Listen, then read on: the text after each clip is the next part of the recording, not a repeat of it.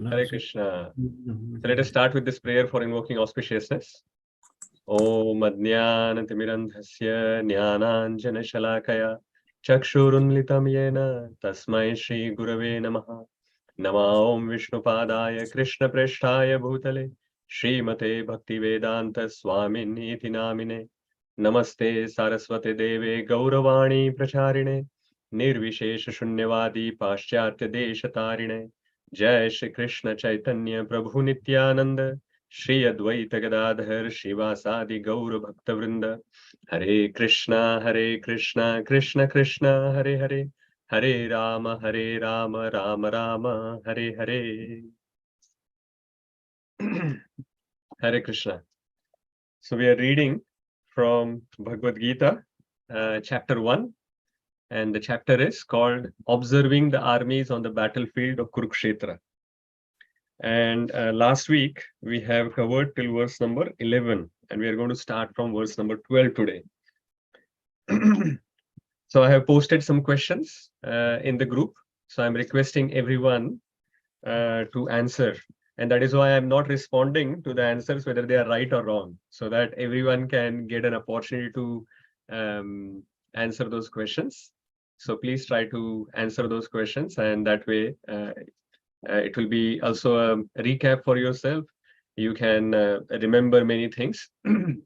So when we are trying to read and listen, you remember there was the benefit that we saw. When we are trying to read and remember, read and listen Bhagavad Gita, at that time, and if you are doing it with faith and without envy for the Supreme Lord, then Krishna is of course definitely pleased, and he removes all the sinful reactions that we have accumulated in our past lives. Also, we get the higher planet as our destination. But it says that when we are studying Bhagavad Gita, at that time, we are worshipping the Supreme Lord using our intelligence. So when we are just listening to these lectures or reading Bhagavad Gita, that is the first benefit. But when we actually try to answer some questions, that is studying Bhagavad Gita. It is not only passive listening, we are also actively listening, so that we are taking some notes or trying to remember what was spoken in the lecture. And that way, the study of Bhagavad Gita will give you greater benefit. So I would request everyone to try to answer those questions which are posted in the group. And that way, it is beneficial for you from the perspective that you will remember more from Bhagavad Gita, but also you're doing devotional service by worshipping the Supreme Lord Krishna using your intelligence. So it has double benefit. Okay.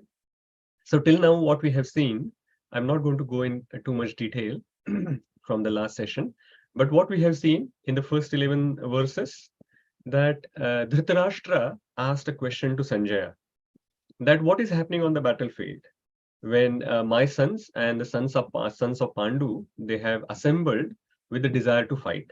And we also saw that how the question was itself redundant, and because he had this fear and doubt in his mind whether his sons will do a compromise or whether the battlefield will have adverse effect on them, because it's a dharma kshetra and his sons are following adharma. So all of that we saw. Then from the second verse, we saw that Sanjaya has started responding to Dhritarashtra, that how Duryodhan went and talked to Drona. And his main aim was to point out some faults at Drona, who's his teacher. Then from verse number 3 to 6, we saw how Duryodhana is explaining the army that he is seeing on the Pandava side. Who are the main warriors, how they are powerful, that he is explaining. Then verse number 7 to 9, in these verses, he spoke about his own army. And then in 10th and 11th verse that we actually covered, the last two verses that we covered last week, there he started comparing both the armies. And he concluded after comparing that his army is superior because it is protected by Bhishma, whereas the army which is protected by Bhima and Arjuna is not that powerful as compared to his own army. And as you know, in the beginning we mentioned that anyway his army was at least 1.5 times bigger than Pandava's army, because Pandavas were in exile for 12, 13 years, actually 13 years. And in that time, Duryodhan has already made friends with like many of the kings. So even though he is on the adharma side, because of the political pressure or his friendship with all the other kings, he accumulated more bigger army. He had 11 Aukshahinis army, whereas the Pandavas only had 7 Aukshahini army. So that is what we have seen till now, and we are going to read from verse number 12. But just before we go into verse number 12, who remembers what are the main teachings that we saw from the last session? What are the key highlighted points of the teachings or the practical application that we saw? Who wants to mention at least one of them? And then we can ask someone else to reply. Yes, Devika Mataji? Hare Krishna Prabhuji. One of the points was to observe in your life if you are affected by bhav rog or material attachment. Yeah, it is not bhava rog. Bhava is actually better. Bhava is just a stage before prema, and it is a high stage. Yeah, bhava. Bhava means material, and anything material. And if you are attached to material things, then that is the problem. So we are learning from Dhritarashtra. So everyone, whoever is actually coming in our life, whether they are good or bad people, we can learn from everyone.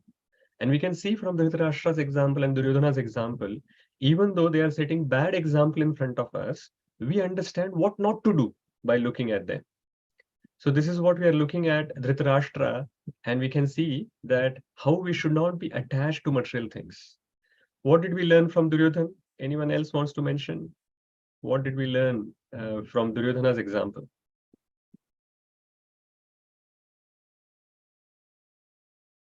Yes, Kalakli Mataji and Sevakraj Prabhu. Duryodhana fails to realize that Krishna is in front of him. Yeah, absolutely. So he is actually looking at all these powerful warriors, and Krishna is the most powerful. But he did not even took his name when he is actually referring to all these warriors on both sides. So we can see that those who are not having Krishna in their life, they fail to actually understand the position of Krishna. And if we are in the same situation that we are actually banking on everything, all the material things that we have in our life, but we are failing to see Krishna in our life, then we are no better than Duryodhana. We are no better than Dhritarashtra. So this is the point that we are starting the Bhagavad Gita from, that we are trying to understand what is our position currently. We generally, when say somebody is watching a movie, then we can immediately say, oh, this villain is a bad person, this hero is a good person, right? So similarly, when Mahabharata is being studied or read or heard, at that time, everyone says that, oh, Duryodhana is a bad guy, Dhritarashtra is a bad guy. And we immediately put ourselves in the Pandava category, that we are from the Pandava side, we are on the Krishna side. And from that perspective, we think that we are quite dharmic, we are following the path of dharma. But when we actually see in our day-to-day life, we hardly see Krishna there in that life. And if that is our situation, then we are actually not on Pandava's side. We are then on Duryodhana's side. We are actually just like Duryodhan, who is not counting Krishna in their life. So, of course, and we looked at how to read Bhagavad Gita, how it should be done scrutinizingly with devotees, without personal motivation, and in disciplic succession. All right. So we will go to verse number 12 now. Tasya sanjanayana harsham kuru vruddha pritamaha simhanadam vinadyochai shankham dadmo pratapavan. Who wants to read the translation for this one? Someone who hasn't spoken yet?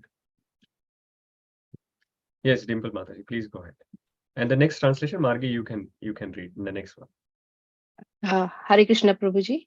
Yeah. Then Bhishma, the great valiant grand desire of the Kuru, Oh, sorry. Grandsire of the Kuru dynasty, the grandfather of the fighters, blew the conch shells very loudly, making a sound like the roar of a lion, giving Duryodhana joy. Yeah, we want to read the purport as well. So, Maggie, you can read the purport. It's a small purport.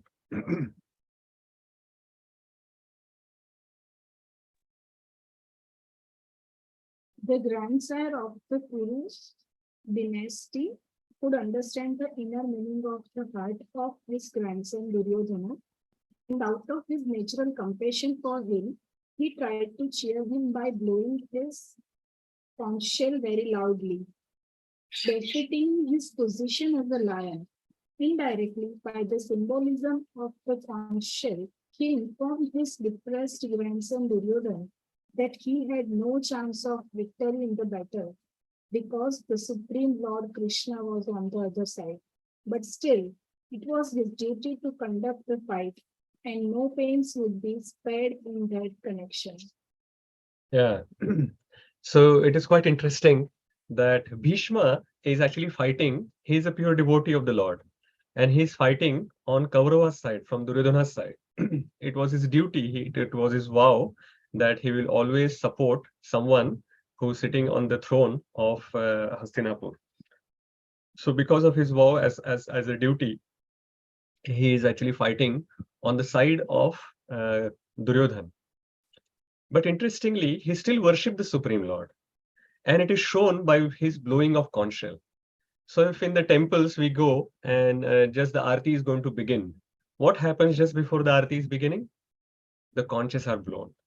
So after the conches are blown, the next activity that happens is the worship of the Supreme Lord. Also, whenever we go to any Vishnu temple, Krishna temple, you would see that the conches, like the symbol of conch, is everywhere on the walls. It is either painted, or in the altar that you will see it is carved, and the conches are also kept around. So that means anywhere there is a conch, it is a symbol of Lord Vishnu or Lord Krishna. And this is how we can understand that even though the conch was blown by Bhishma on the side of Duryodhan, it was indicating in a way that now the worship of the Supreme Lord is going to start, and the Supreme Lord is on the side of Pandavas. So who is going to be victorious? Even though Duryodhan is actually mentioning so many things that our army is powerful because it is protected by Bhishma, but Bhishma Deva is actually blowing a conch shell and trying to show to Duryodhan and to the world that the Supreme Lord is on the other side.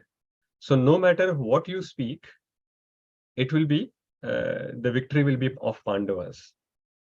Also, it is interesting that the Lord wants to show that even Bhishma Dev, who is so powerful, that in Mahabharata we actually see that at one particular point in time, he even fought with Parshuram, and he actually defeated Parshuram in that war. And Parshuram is the Shakti Avesha avatar of the Supreme Lord. He's not the full avatar, but he's like a partial incarnation of the Supreme Lord. And he was so powerful. But the Lord wanted to show that even such a powerful and exalted personality as Bhishma Dev, even if he fights on the side of Adharma, then also the Adharma will not be able to win over Dharma. So it is a wonderful example that Lord Krishna is showing by putting Bhishma on the other side, on the side of the Adharma in this fighting. Now Bhishma has started blowing his conch shell, and what the others have started doing, that we can see in the 13th verse. Tata Shankasha Bhairyascha Panavanaka Gomukhaha Sahasaivabhya Hanyanta Sashabdastu Tumulo Bhavat. Who wants to read this translation? Someone who hasn't read anything? Yes, Parminder Prabhuji. After that, the conch shell, drum, bugles, trumpets, and horns were all suddenly sounded, and the combined sound was tumultuous. Tumultuous. So it's quite interesting now. The war is about to start. And how how they have started the war. They have blown the conch shells. They are blowing these drums and bugles and trumpets and horns. It is not that they are secretly going and then they're attacking. So it is the Vedic war. The Vedic wars are also fought using the principles of dharma. It is not the wars which are done in the Kali Yuga. And you can see actually up till now in these 14 verses, there are multiple places or multiple references are there how the wars are being fought in Vedic times and how they are religiously fought. So first of all, we could see that from the first verse, Dharma Kshetre Kurukshetre Samaveta Yuyusava was mentioned. So at this Dharma Kshetre and Kurukshetre, at one particular place, all these people who wanting to fight, they had assembled. So it was not that the war was happening around the entire country. Even though these two big kings or these big armies were going to fight, they are all assembled at one place. The second point that we saw in that verse, only those who desired to fight were actually assembled there on Kurukshetra. So the benefit of that is the people like Brahmanas, the ladies, the children, Vaishyas, Shudras, who are not Kshatriyas, they are not killed unnecessarily in the fight of the Kshatriyas. So the Kshatriyas want to fight, so they have actually gone to one particular place and they are fighting there. But whereas the modern day wars, you see, they will just put the bombs on the civilian cities or whatever. So apart from the soldiers, many of the civilians are also dying, including some children, women. All of these people are not interested in taking part in the war. Even those get unnecessarily killed. Then we also saw that they had the Kshatriya spirit, that those who wanted to fight, they were ready to fight face to face.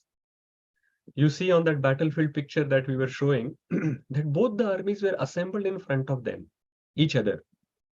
And they were having this spirit that instead of I have this desire to fight and I'm going to actually fight face to face. I'm not going to hide and do some fighting. And the other interesting point that we could see from the description of all these great warriors which were mentioned by Duryodhan, we could see that all these leaders as well were present on the battlefield.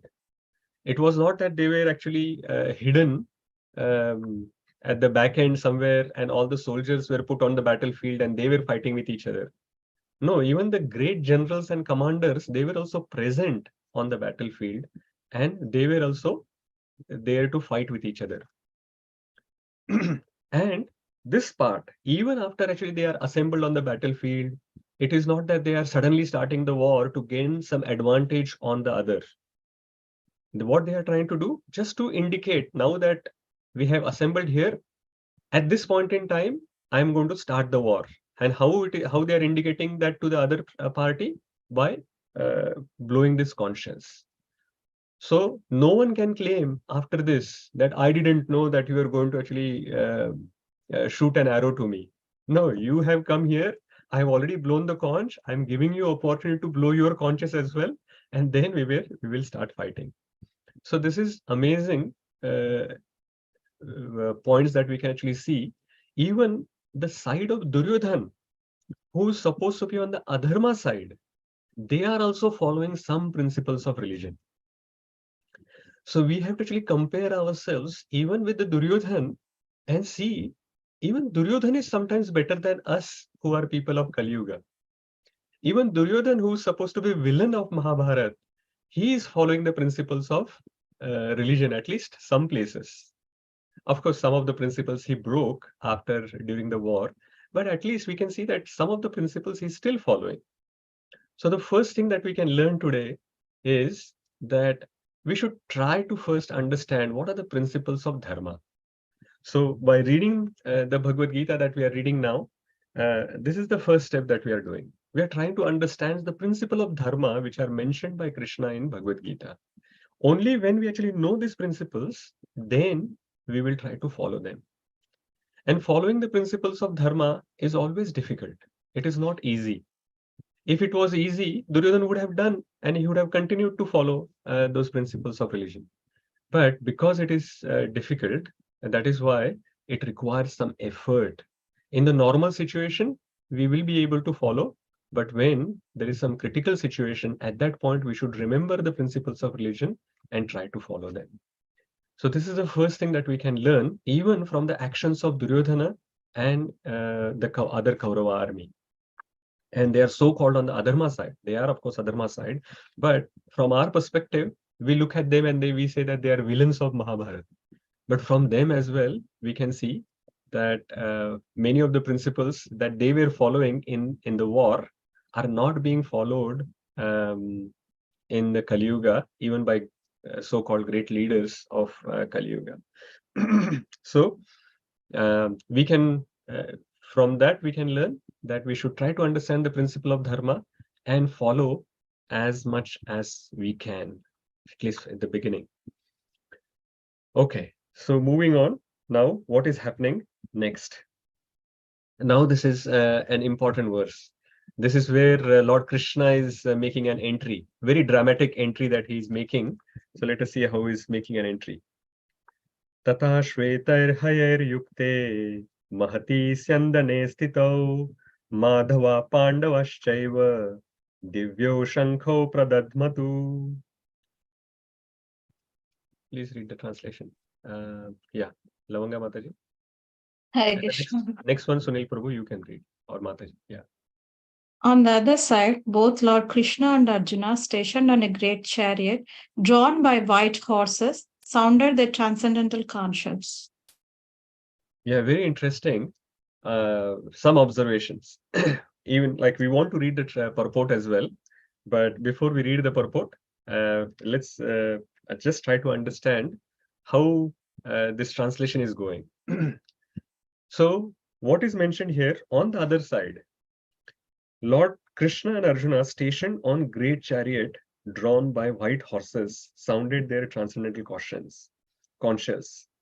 But the verse goes, Tata shvetair hayer yukte mahati syandane stito madhava pandavaschaiva divyo shankho pradadmatu. So first, his white horses are mentioned. Like both of them are sitting on a wonderful, beautiful chariot, and the chariot is being drawn by 4 white horses. So it is the entry of the hero is coming. So even in movies, you would see that when the entry is happening, it is happening some dramatic way. Like the tires of the wheels of the car will be shown, and this wonderful car will be shown, and then inside the car, then hero will be shown, right? So similarly here, the tires are like the horses are being shown first. And then they are talking about the wonderful chariot that they were sitting on, the Syandane Sthito. So this chariot is also not ordinary, and we can understand from the purport afterwards that it was, where did it come from? And then you would have thought that the passenger would be more important and he would be mentioned first. That he's the main warrior, right? Charioteer is like just a driver who's driving the chariot. But if you see the verse, first name mentioned is Madhava, not Pandava. Pandava here is referring to one of the Pandavas, which is Arjuna. Arjuna is sitting on that chariot. But his name is not mentioned first. It is not Pandava, Madhava, Madhavaschaiva. It is not like that. It is said Madhava Pandavaschaiva. So Krishna, who's actually acting as a chariot driver, Duryodhana did not even give any importance to him. But when it was the turn for mentioning the Pandavas' army, the first person which was mentioned is Madhava. He is the most important person on that entire battlefield. He is the supreme personality. He is actually the most important person anywhere. But especially here, he is present. But he was completely ignored by Duryodhana. But whereas you can see that as soon as the explanation comes to explain on the Pandava side, the first person which is coming is Madhava, which is Krishna's different other name. And then what is mentioned? Divyo Shankho Pradadmathu. So they also now started blowing their conch shells. So Bhishma has blown his conch shells, and all the other Duryodhana's army has also blown the conch shells. And now the Pandavas have started blowing their conch shells. But the first person who's blowing it is Krishna, and then Arjuna, and then few others whose names are coming in the next verses. And interestingly, their conch shells are mentioned as transcendental conch shells. They are Divya Shankha. When Bhishma was actually blowing his conch shell, even though he's a pure devotee, his conch shell was not mentioned as Divya. But here you can see Lord Krishna, because of course he's transcendental, he's not having any material body, and anything that is connected to Krishna is transcendental. It is not considered material, it is spiritual. But also Arjuna is also connected to Krishna, and he is a pure devotee of Krishna, so his conch shell is also mentioned as Divya. And that conch shell was given to Arjuna by the king of the heaven, Indra. So let us read what is mentioned. I think most of the points we have covered, but let us read the purport. Who wants to read? Sunil Prabhu or Mataji? Yeah. In contrast with conch shell blown by Bhishma Deva, the conch shells in the hands of Krishna and Arjuna is described as transcendental. The sounding of transcendental conch shells indicated there was no hope of victory for the other side, because Krishna was on the side of Pandavas. Victory is always with persons like the sons of Pandu, because Lord Krishna is associated with them, and whenever and wherever the Lord is present, the goddess of fortune is also there, because the goddess of fortune never lives alone without her husband. Therefore, victory and fortune were awaiting Arjuna, as indicated by the transcendental sound produced by the counsel of Vishnu or Lord Krishna. Besides that, the chariot on which both friends were seated had been donated by Agni to Arjuna, and this indicated that this chariot was capable of conquering all sides wherever it was drawn over the three worlds. Yeah. So you can see that the chariot was given to Arjuna by Agni Dev, and these horses were actually given to them by Chitraratha, another Gandharva. So he had given these horses, and the quiver which the Arjuna is using, as well as the conch that he's blowing, was given by Indra. And you can see this chariot, on the flag of the chariot, you can see Hanuman. And that is also mentioned in the verses which are coming ahead. So you can see, and apart from all of that, who's driving his chariot is Lord Krishna himself. So he had the perfect situation now. He has the best of the chariot, he has best of the bow, he has best of the horses, he has the unlimited quiver, like the quiver in which he is keeping his arrows. It is such powerful quiver that the arrows in that quiver will never finish. No matter he is using 100,000 millions of arrows, there will be always arrows that he can find in his quiver.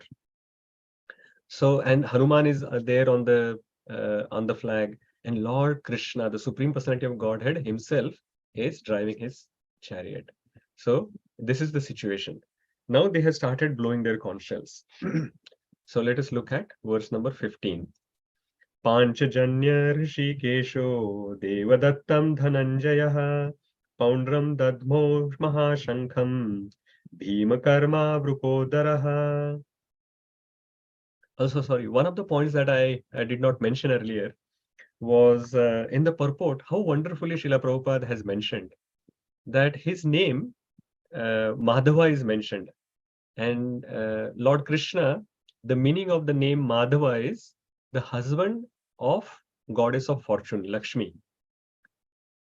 So it is trying to indicate that the goddess of fortune and the Supreme Lord is on Pandava's side.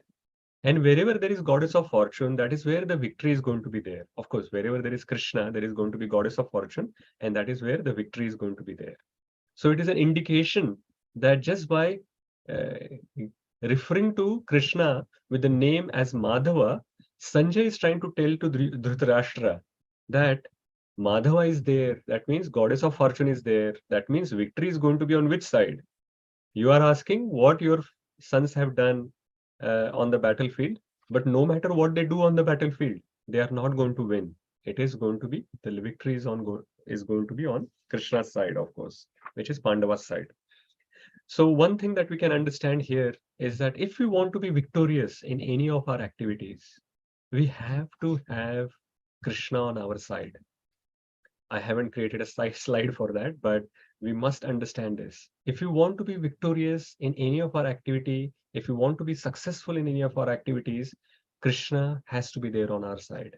If Krishna is not there on our side, then no matter what material things that we may have on our end, like a wonderful and powerful warrior like Bhishma Dev, bigger army than anyone else, we still will not be able to win.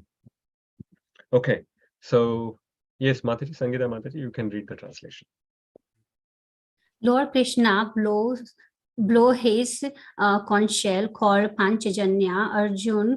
Arjuna blows his the Devadatta, and Bhima the voracious eater and performer of Herculean task blow his terrific conch shell called Pondra. So the names of the conch shells are mentioned here. As you can see on the slide, there are 3 conch shells which are mentioned. So Krishna's conch shell has a name which is called Panchajanya. Arjuna's conch shell has a name Devadatta. Bhima's conch shell has a name Poundra. And so they are actually blowing their respective conch shells. So Krishna is blowing Panchajanya. Now this is a conch shell that he got when he killed the demon called Panchajanya.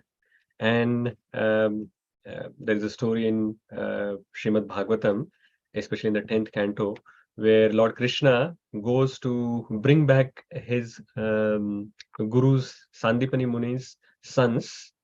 And at that time, he fights with this demon called Panchajanya, and then takes the conch shell from him. Of course, Panchajanya is always part of his eternal paraphernalia.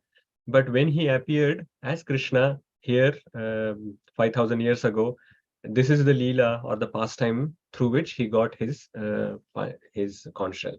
And Arjuna, as I mentioned, he got his conch shell called Devadatta from Indra. And Bhima, it is mentioned, it is quite interesting, it is mentioned Bhima Karma Vrukodara. So Vrukodara means a very voracious eater. So it is mentioned how much Bhima used to eat. And you must be knowing from Mahabharata that Bhima is very, very powerful. So it is mentioned that he had the strength of 10,000 elephants, or more than 10,000 elephants strength that he had. So at a point in time, so actually when Draupadi was married to the Pandavas, at that time, Kunti was explaining to Draupadi that now you are the wife of all the Pandavas, that how when you cook, how you should distribute the food amongst your husbands. So it is quite interesting how she explains that. She says that whatever amount of food that you have cooked, split that into 2 parts. One part you take and give it to Bhima. So half of the food that you cook has to be given to Bhima. And the remaining half that is there, then you can make 6 parts. 4 parts you can give to other 4 Pandavas. 1 part you can give to Kunti, and 1 part you can have. That means everyone is having 1/12 amount, and Bhima is having half of the food. But when it comes to actually doing service as well, he does the most service. So he does giant work. That is why it is mentioned Bhima Karma. Bhima Karma means a performer of Herculean tasks. So he eats a lot, but he also does the most service as compared to everyone else. So it is mentioned in Mahabharata that when all the Pandavas and Kunti Devi were in this house of lac. And the idea that Duryodhana had was he built a house with lac, and then all the Pandavas were staying there. And at one night, he burned. And the lac has a quality that it will burn very quickly. So his idea was that all the Pandavas will die. They will get burnt and they will die in that house of lac. But somehow or the other, by help of Vidura, Yudhishthir already knew about this plan and they were ready to flee from that when the fire started. So it is mentioned that when the fire started, they wanted to flee quickly and they wanted to go as far away from the house as possible. So Bhima lifted because they were running, but Nakula, Sahadev, and Kunti were not able to run very fast. And Yudhishthir and Arjuna were also not able to keep pace with Bhima. So Bhima said, nothing doing. You are running very fast. So he lifted all 5 of them. He lifted Yudhishthir Maharaj, Arjuna, Nakula, Sahadev, and Kunti, all 5 of them on his hands. And whole night he ran. And after running, after whole night he was running, when they stopped, at that time, he killed a big demon called Hidimba and then married Hidimba. So he's like that powerful. After doing so much work, whole night he was running, carrying those people. But as soon as he stopped, he just fought with a huge demon without being fatigued or anything. And that is how he continued. So it is quite interesting that we can learn from Bhima. So we are trying to learn from Dhritarashtra, we were trying to learn from Duryodhana and all these other people. But let's learn from Bhima now. What we can learn from Bhima is, first, we should deserve and then we should desire. This is the line I heard many times from my spiritual master, His Holiness Vedavyasa Swami Maharaj. He always says, first deserve and then desire. So what is there? So Bhima, when he's getting so many facilities as such, that someone will see all the things that Bhima is getting, and then they may get envious that why Bhima is getting so much, why I am not getting.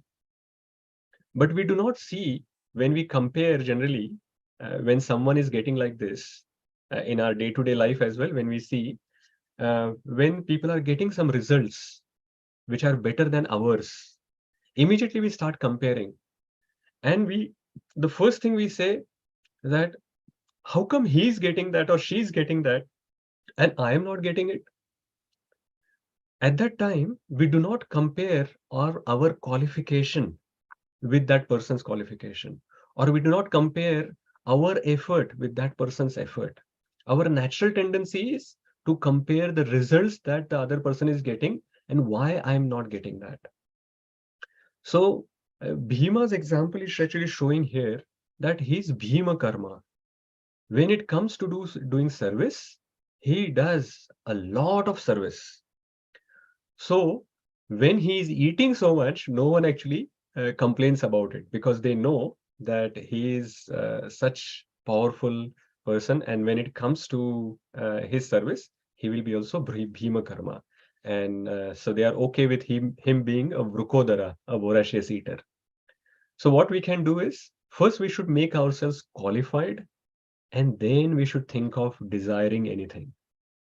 Best is we should not keep any material desires or anything like that. Of course, we can have spiritual desires, but even for spiritual desires, first thing is we should try to become qualified.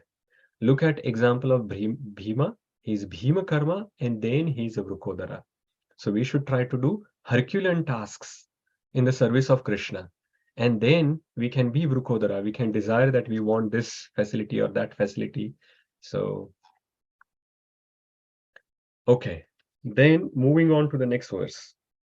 Or even before we move on to the next verse, in this purport, we want to read from in the first paragraph, halfway through. There is a line which starts from, the Lord has different names according to his different activities. So we want to read from that line till the end of that paragraph. Who wants to read? Yeah, Neeraj Prabhu, please go ahead. Hare Krishna Prabhu. The Lord has different names according to his different activities. For example, his name is Madhusudana because he killed the demon of the name Madhu. His name is Govinda because he gives pleasure to the cows and to the senses. His name is Vasudeva because he appeared as the son of Vasudeva. His name is Devaki Nandana because he accepted Devaki as his mother. His name is Yashoda Nandan because he awarded his childhood pastimes to Yashoda at Vrindavan. His name is Parthasarthi because he worked as a charioteer of his friend Arjuna. Similarly, his name is Rishikesha because he gave direction to Arjuna on the battlefield of Kurukshetra. So all the names of Krishna, they are actually coming from his activities or his qualities. So because he is the husband of goddess of fortune, he is called Madhava. Because he has killed a demon called Madhu, he is Madhusudana. And he gives pleasure to the cows and the senses, he is Govinda. So various different activities that he has done.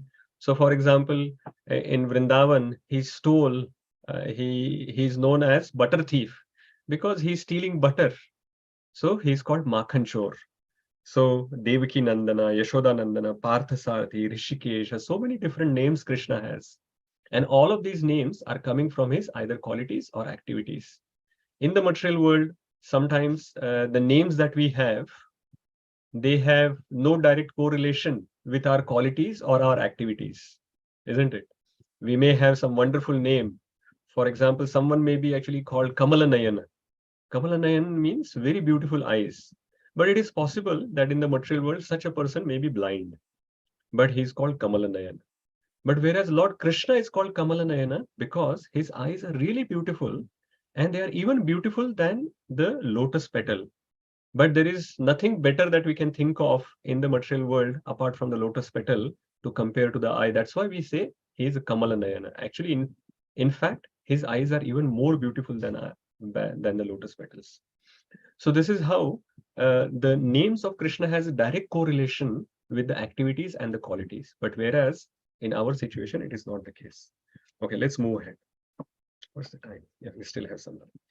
Ananta Vijayam Raja Kuntiputro Yudhishthiraha Nakula Sahadevascha Sughosha Manipushpakau Kashascha Parameshwasaha Shikhandi cha Maharathaha Drushtadyumno Viratascha Satyakishcha Parajitaha Drupado Draupadeyascha Sarvashah Prithivipate Saubhadrascha Mahabahu Shankhan Dadmu Prathak Prathak. Yes, Shakti Mataji. Oh, Yalini is reading? Yes, Prabhu. Yes, please go ahead. King Yudhishthira, the son of Kunti, blew his conch shell, the Ananta Vijaya, and Nakula and Sahadeva blew Sughosha and Manipushpaka.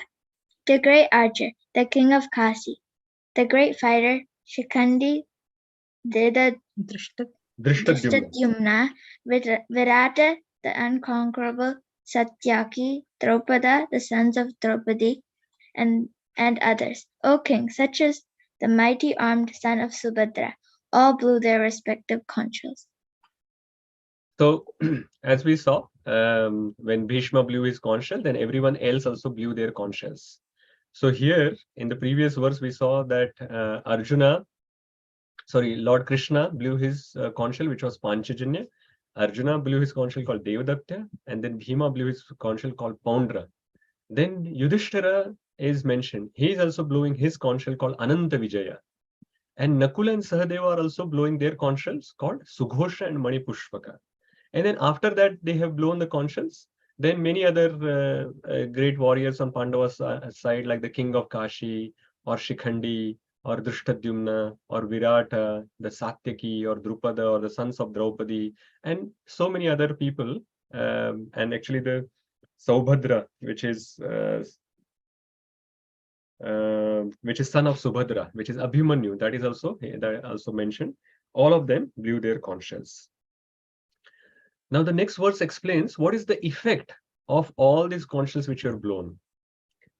Saghosho dhartarashtranam hridayani vyadarayat nabhascha prithivim chaiva tumulobhyo nunadayan. Who wants to read? Yes, Ram Mohan Prabhu. Go ahead. The blowing of these different conch shells became uproarious, vibrating both in the sky and on the earth. It shattered the hearts of the sons of Dhritarashtra. Yeah, amazing. So when Bhishma and Kaurava side, they were blowing the conch shells, it wasn't mentioned that it shattered the hearts of Pandavas. It was, though it was mentioned that the sound was very tumultuous in the 13th verse, but it was never mentioned that it actually had any effect on the hearts of Pandavas. But when Lord Krishna and all the Pandavas blew their conch shell, it became uproarious, just like tumultuous was mentioned on that side.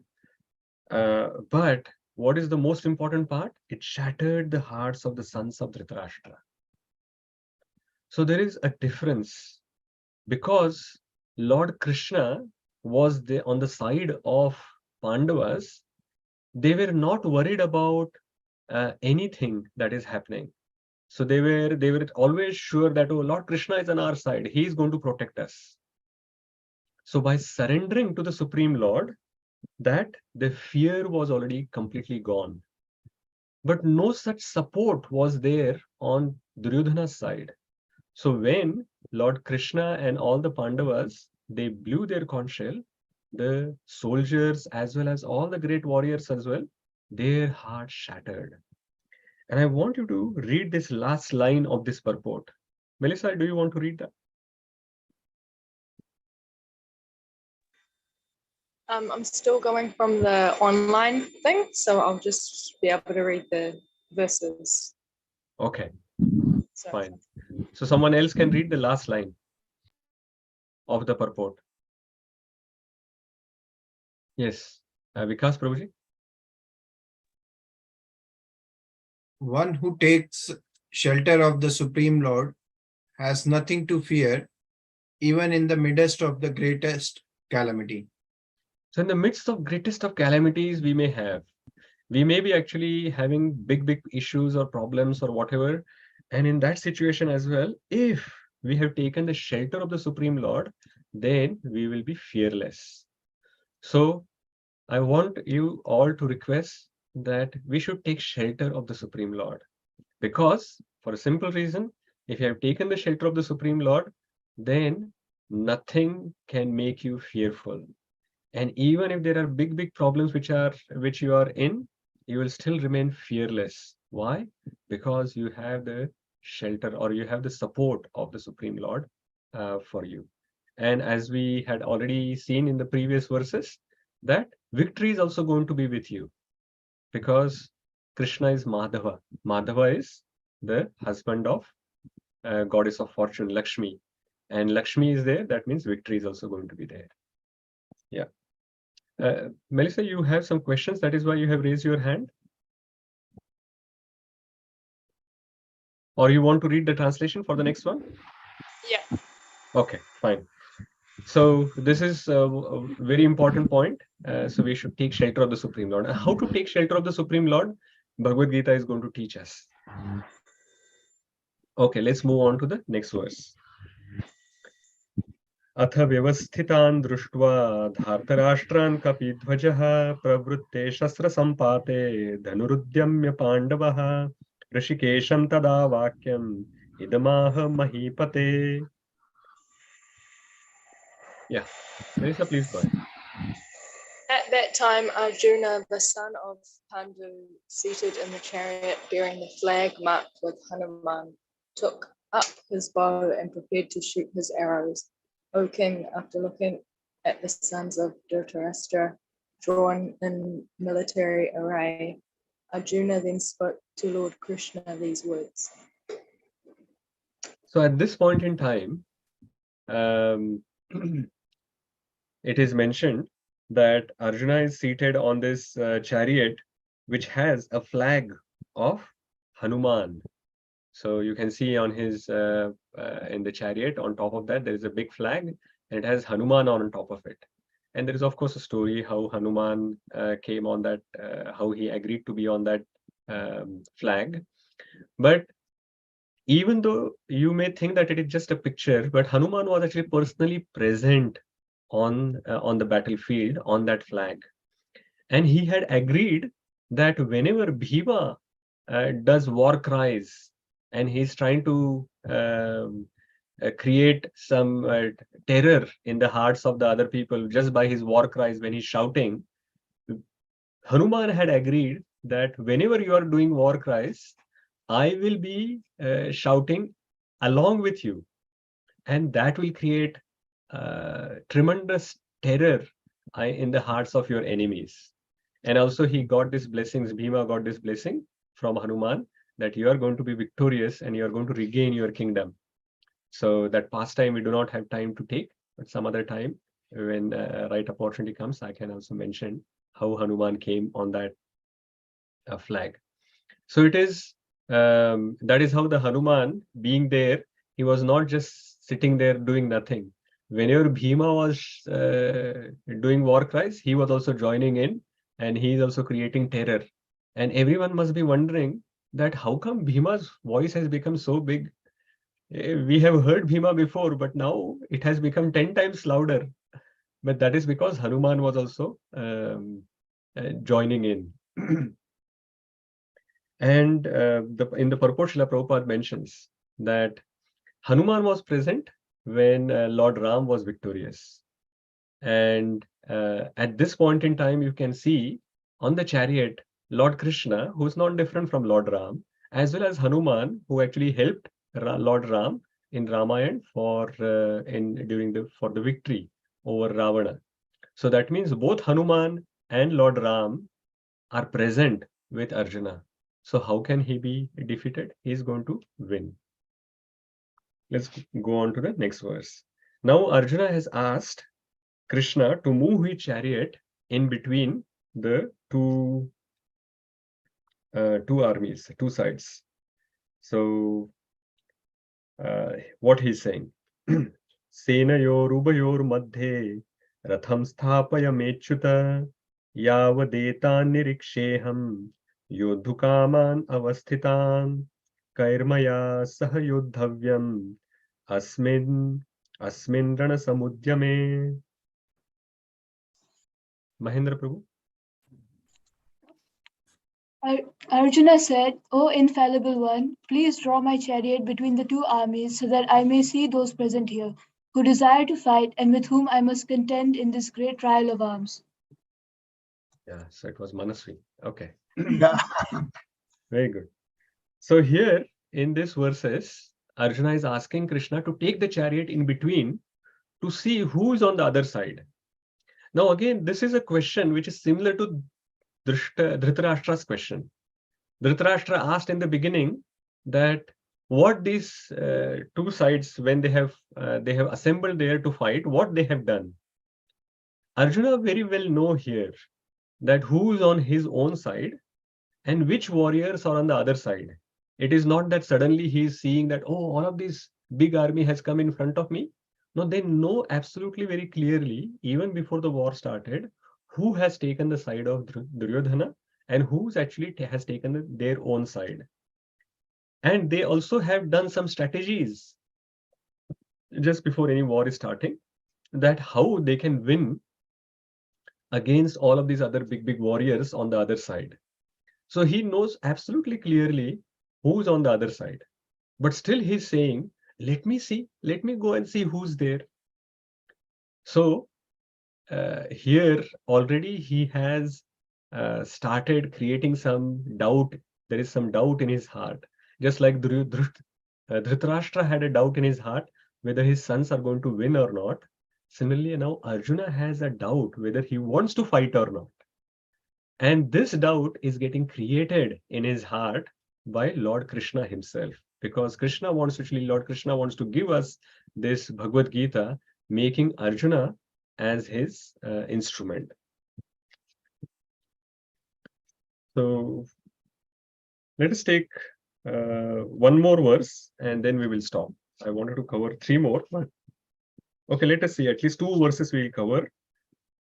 I'll just read both the verses together and we can read the translations afterwards.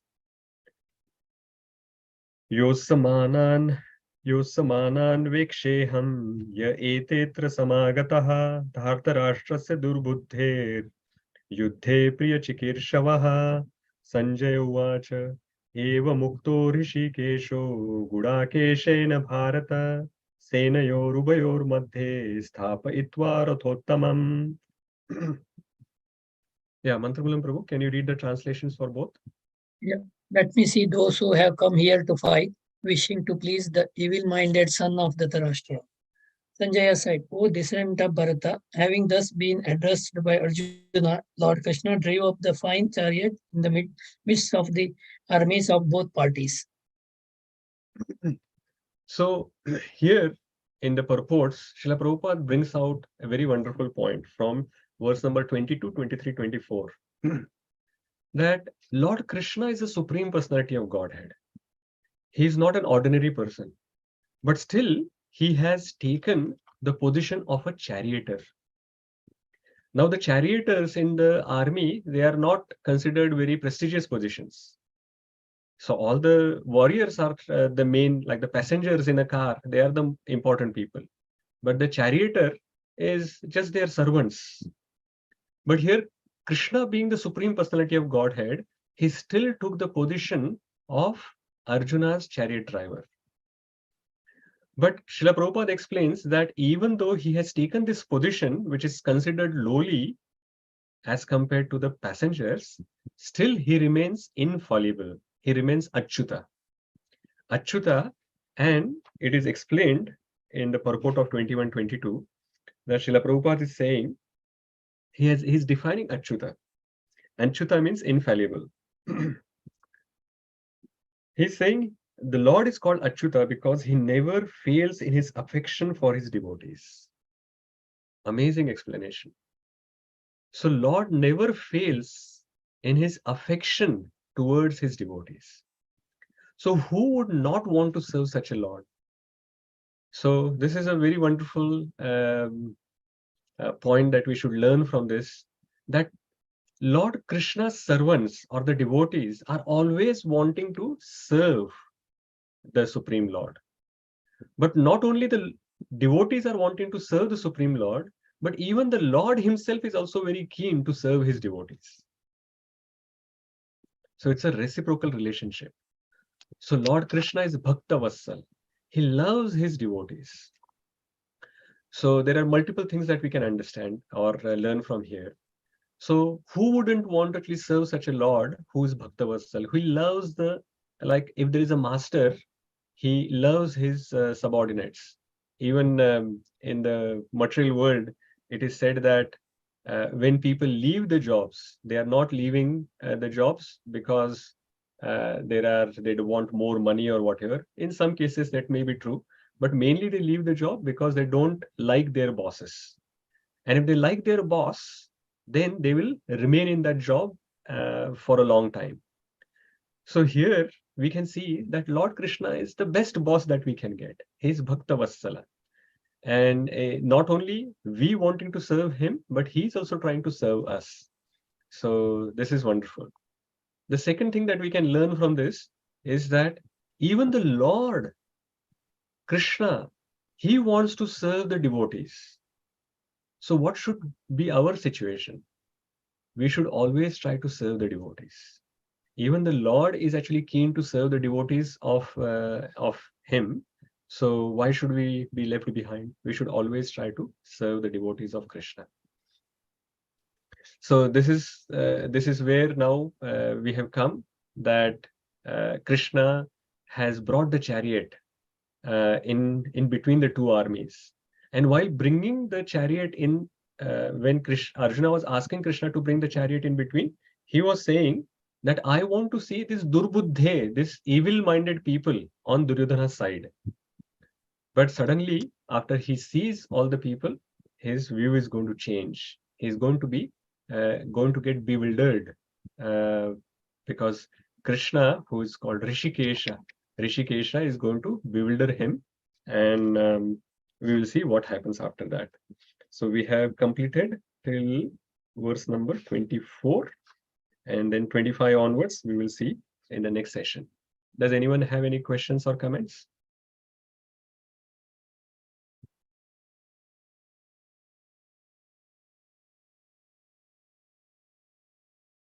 Okay, so who wants to summarize then what we have covered today? Or at least some of the points you can mention. Yes, Vikas Prabhuji.